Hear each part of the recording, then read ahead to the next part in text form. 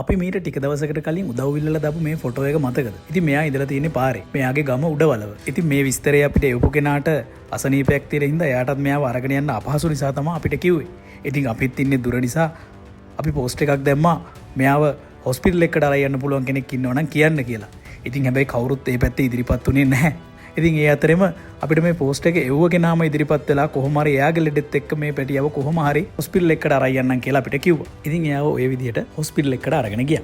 ඉතින් එතනදී එයාට තියෙන හැම ලෙඩේම චෙක් කරා. එයාට කිනිතුළු උණ තියෙනවා කියලාත් එතනින් හොයාගත්තා. ඊට අමතරව එයා අරගෙන යනකොට තේරුණා එයාගේ කකුලෙත් පොඩි ප්‍රශ්නයක් තියෙනවා කියලා. ඉතින් හැම ලෙඩකටම එතනදී බෙහෙත් ගත්තා.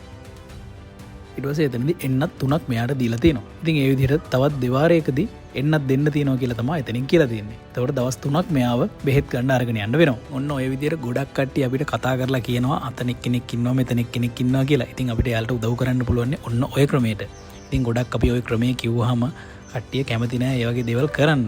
ඉතින් මේ වීඩියෝ එකේ ඉන්න කෙනත් එයාගේ අසනීප තත්ත්වයක් තියාන මේ කරපු දේ ගොඩාක් වටිනවා. ඉතින් හැමෝටම මේ වගේ දේවල් කරන්න බෑ. හැබැයි මේ වගේ දෙයක් මේ වගේ කැපකිරීමක් කරන්න පුළුවන් නම් අපිට පුළුවන් ඔයාලට මේ වගේ දේවල් වලට උදව් කරන්න. ඉතින් මේ වෙලාවේදී මේකට මුදල් ලබා දුන්න ඔයාලා හැමෝටමත් ගොඩාක් පිං. ඉතින් මෙයා දැන් ඔන්න ඔය විදිහට දුවලා පැනලා ඉන්නවා. ඉතින් එයාගේ කකුලේ අමාරුවත් ඉක්මනටම හොඳ වෙයි කියලා අපි බලාපොරොත්තු වෙනවා. ඉතින් එයාගේ තොරතුරු අපි ඉදිරියට ඔයාලට ගේන්න බලාපොරොත්තු වෙනවා.